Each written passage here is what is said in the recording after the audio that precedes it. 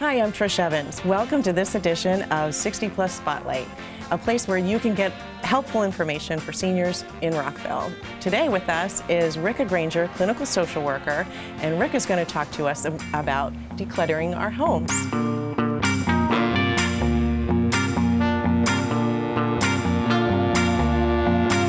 We've got so much to talk about, but tell me why now? Why is now perhaps a good time to sort of look around your environment and say, it may be time to do something about this? Well, I mean, a lot of social media is saying, well, you have all this time, so let's declutter.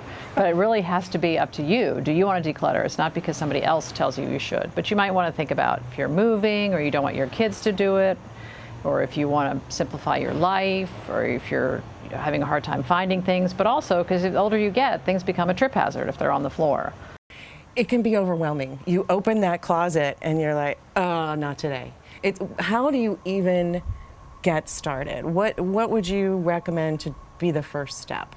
Well, the first step, like I said, is if there has to be an overarching goal that you're trying to achieve. So like if you want your house to look like a Pottery Barn ad, or you see some photographs on Pinterest that you like, or if you want to, have people over, or if you want to be able to set it up for grandkids or something, that's your overarching goal, and then you keep that in mind while you're working. But you start small, you start short times like you would with a marathon. You're not going to run 26 miles. First you're going to walk a mile, and then you're going to run a mile, walk a mile, or whatever. So you start for like 5 or 10 minutes, and you do an easy category that's not hard for you to get rid of, like the newspapers you haven't read in the last year, like I have at my house, or clothes that don't fit, which I also have at my house, or the junk drawer. An easy category to sort of get you in the mode against that, and it's tiring, so you do it a little bit at a time, and then you work up to more time and harder categories. Right. So my husband and I, we moved 3 years ago from a much larger house to a much smaller house, a house that we had lived in for 25 years, like a lot of people. Kids were grown, and so we had to do that, and it was very, very much overwhelming. Questions to ask yourself when you're trying to get rid of stuff, like, have I used it in the last year? Is it my favorite apple peeler? Would I need it if I didn't have it? There's these questions you can ask yourself to figure out why you actually need something or need to keep something.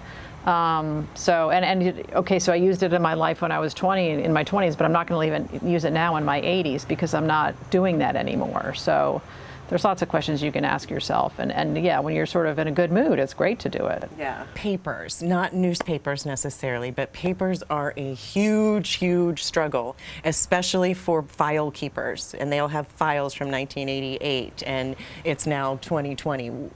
How do you get through those papers? Because that's time consuming, is it not? The things that are only one of a kind, like your marriage license, deeds to a house, titles to a car, things like that, your passport, you want to keep those, obviously, and you keep those in a safe place. And you may even want to keep copies of those. We don't have to keep our utility bills, ever.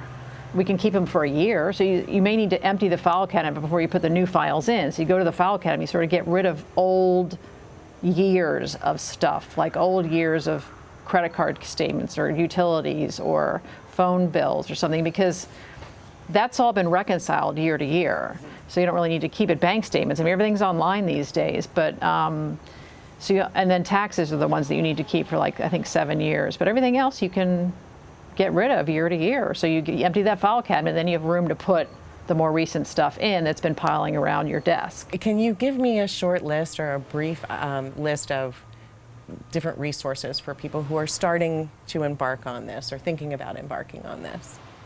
Yeah, so a few things. One is if your helper, the person who's going to help you do it, like a neighbor or a friend or a family member, make sure they're not going to judge you or make decisions for you or tell you how you should feel. I mean, there's somebody they're your laborer, basically, is what you want. There's lots of donation places you can go to or have them come to your house. That's a good deadline to schedule, like, the Salvation Army or Vietnam vets or whatever to come to your house.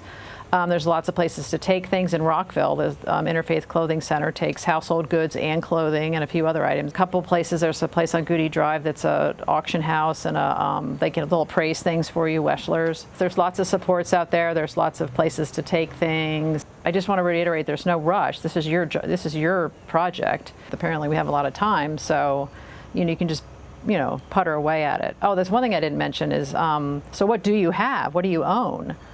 Apparently we have family heirlooms, we have things we love, we have things that are worth money, but 50% of what we own is worth less than $50, and it's stuff that we typically donate. So you do have probably a lot of stuff in your house to donate.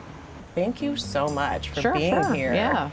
Rika Granger is available at the Rockville Senior Center as a part of Aspire Counseling's Positive Aging program, and she's available to help counsel seniors with mental health issues. You can reach her at 301-978-9750. And you can also check out Aspire Counseling's website at we-aspire.org. As always, you can contact the Rockville Senior Center at 240-314-8800. I'm Trish Evans, Village's facilitator with the team at the Rockville Senior Center, and we are here for you.